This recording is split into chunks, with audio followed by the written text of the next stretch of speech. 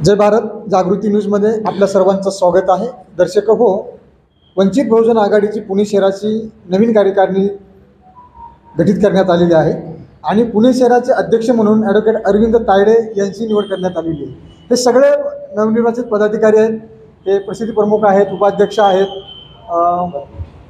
आहेत, प्रसिद्धी प्रमुख आहेत, हे सगळे नवीन कार्यकारिणी आहे। आपण नवनिर्वाचित शहर अध्यक्षाची प्रतिक्रिया जाणून घेऊया।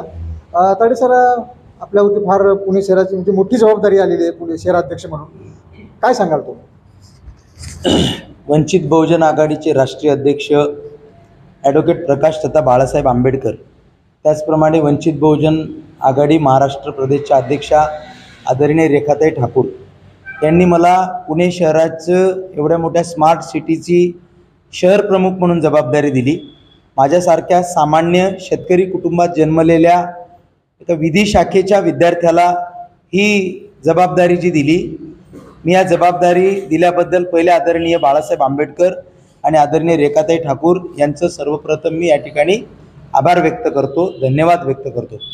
आणि पुणे शहरामध्ये जी आतापर्यंत कार्यकर्त्यांवर पदाधिकाऱ्यांवर मरगळ आली होती, ती मरगळ आम्ही येत्या काही दिवसामध्ये ही आता झटकून जोमाने काम करणार आहोत। माझी कार्यकारिणी आत्तापर्यंत एकूण 33 पदाधिकाऱ्यांची आहे। सगळे पदाधिकारी हे अत्यंत सक्षम नेतृत्व पुणे शहराला देणारे आहेत।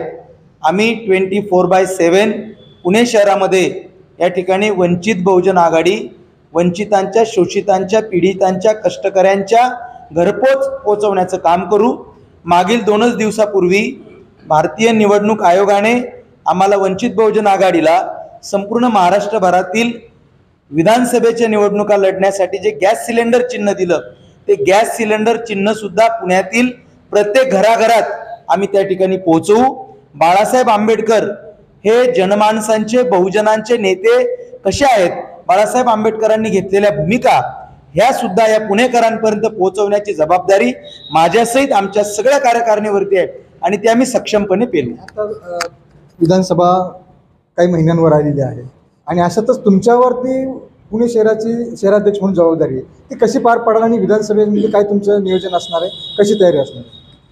माझ्या माहितीप्रमाणे आजपासून 55व्या दिवसावर विधानसभेच्या निवडणुका आहेत आणि ॲडव्होकेट बाळासाहेब आंबेडकरांनी आत्ता 25 जुलैपासून तर 7 ऑगस्टपर्यंत जी आरक्षण बचाव यात्रा काढली, त्या आरक्षण बचाव यात्रेमध्ये बाळासाहेब आंबेडकरांनी 100 ओबीसीचे आमदार निवडून आणणार अशी एक शब्द दिलेला आहे।